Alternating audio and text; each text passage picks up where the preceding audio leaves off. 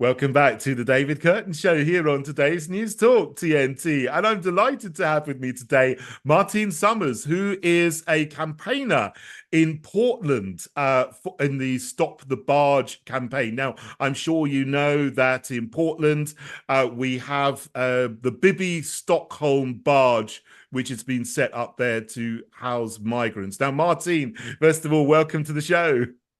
Thank you very much, David. It's good to be here. No, thank you so much for joining me, because you've been affected by something that we've all heard about in the news all around the country, but you're living there very, very close to this barge that has been brought there and is now housing migrants.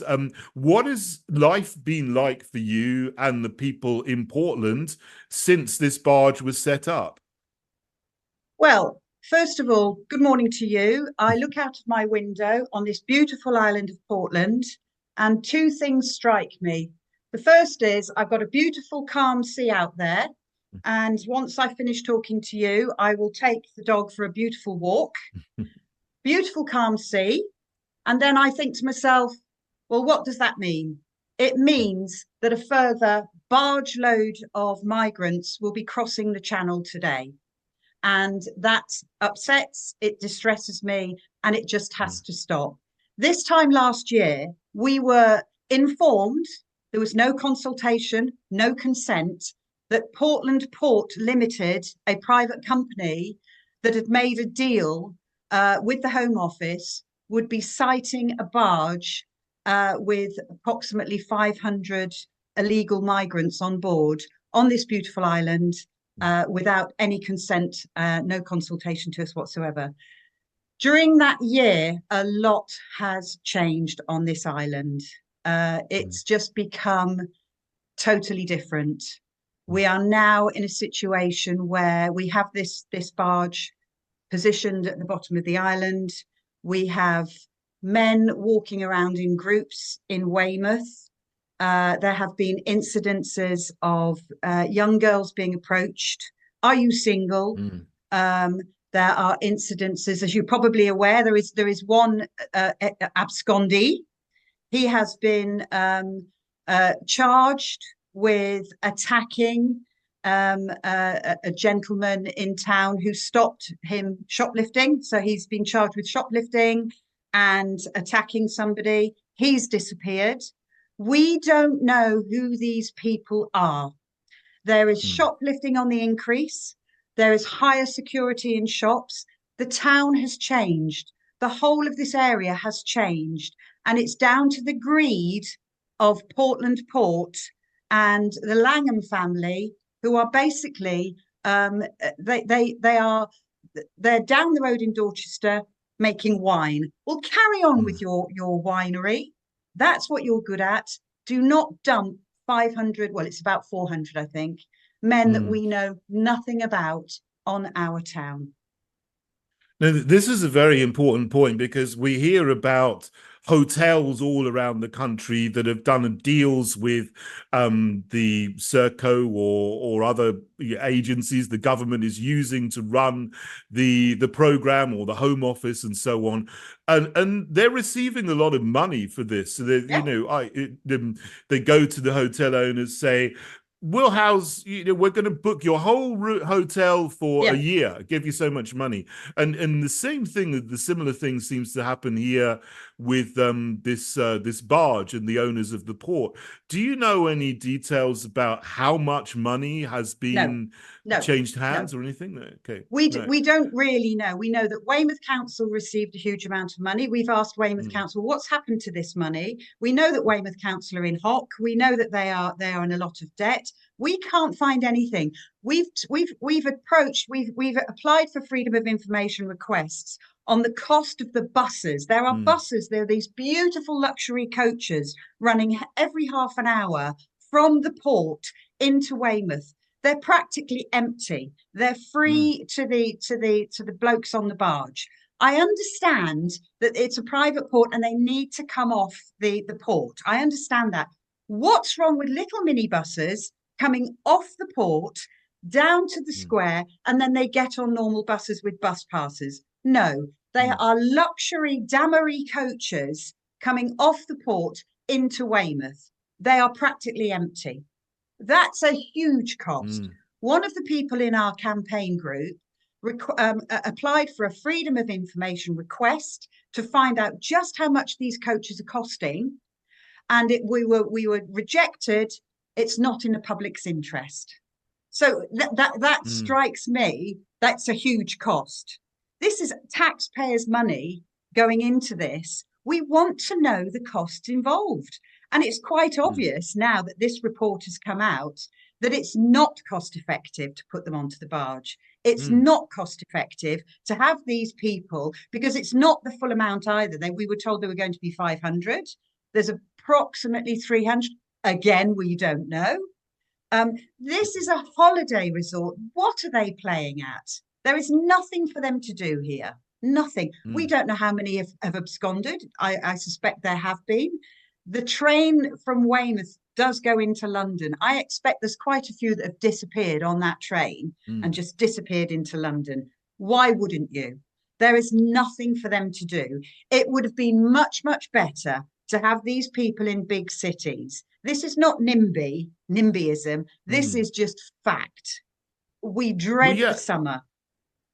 Yeah, I mean, you're going to get scantily clad young girls wandering around in bikinis. The fact is, there are 500 or 300 odd men on board here who are bored. We know for a fact that alcohol is being stolen from shops. They have nothing to do. It's fact. So these are they mostly men or all men? It's are there men. not families it's there? All right. men. It's all men. It's all men. See, I get, lambasted and I get called bigoted or whatever if I say, I go on many debates and I say, look, we've got mostly military age men coming across the channel. It's 90% plus men. And they're all military age. Some of them look like soldiers. I say there's no women, there's no children there. And if I say that, the immediate response to people who are in support of mass immigration is to say, well, that's racist. What's your evidence for that? But you can see with your own eyes, can't you? Like you can see right there. I tell you what's also happened, and it's really, really sad, because what's happened is we also have a divided island. So people who have genuine concerns and want to put out genuine concerns are immediately shut down with debate by being called bigots and racists.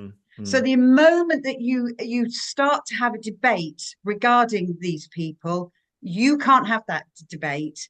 It appears that you can call me a conspiracy theorist if you like, but it appears that people have been brought onto the island that weren't here before to lambast other people with opinions and shut down argument. The moment that you start to discuss who these men are, where they've come from, what their processes or what are they really up to, you are closed down immediately. If you start to talk to people in shops, they shut down. They don't know what to say. The moment that you mention, actually, we don't really agree with them being here, you will get well, actually, nor do we. The argument is immediately closed down by you're a bigot and you're a racist. And it's not true. We are genuinely worried, but we're not getting anywhere on that fact. Indeed. This is a very important point. We'll talk about this in a little while, just after the news break. This is today's News Talk, TNT. Welcome back to the David Kurten Show here on today's News Talk, TNT. Now, Martine Sommers is here with me, who is from Portland, the place where the Bibby Stockholm barge is docked with 300 to 500 male migrants on board. Welcome back to the show, Martine. Thank you. Now, you said something very, very interesting just before the break, is that it seems that there are people who have come into the area to direct the debate and the discussion and to close down anyone who questions what's going on by calling you a bigot or a racist or something like that. Have you actually noticed that there's maybe people who have deliberately come in order to do this, or NGOs that have been set up in order to help the migrants, support the migrants, promote them being here, and propagandize for them to be able to stay in Portland? Yeah, I mean, yeah, it does appear that every time we try and put our own fears, and let's be honest here, Mm, these are fears. We feel now that we are no longer living in a democracy. mm, You're not allowed to say how you feel because, as I say, you are closed down immediately and you are mm, classed as a racist or a bigot. And we really do feel that there's some underlying kind of pressure here from mm, groups. You're immediately called a right wing racist, mm, extreme right. mm. It's immediately extreme right. There's no level playing field anymore now. You cannot debate this. And yes, we do feel that that people are being brought in to just shut us up. And the Well, moment that you start to discuss, you are closed down. Well, I really wouldn't be surprised, because that's something that, I speak about with a lot of guests on the show, and we're exposing this and uncovering how there are what we call change agents who come in and they work at the very grassroots level. Either they get into councils, they get positions on Yep. councils with the parties to steer and direct the debate, and then they smear ordinary people like you Yes. as an Yes. extremist, as far right even, which is absolute nonsense, because all you're Yep. concerned about is the where the money is going, because it seems that there's all loads of money going to look after the migrants, but your own public services are being run down. Absolutely. I mean, they're on board the barge. They have health facilities. It Mm, takes me 3 weeks to get a doctor's appointment. mm, And even then, it's a nurse practitioner. No disrespect to nurse practitioners at all. I want to mm, see a doctor. I personally have had an experience where a nurse practitioner has not noticed something that went wrong, and it cost me £7,000 to get it fixed.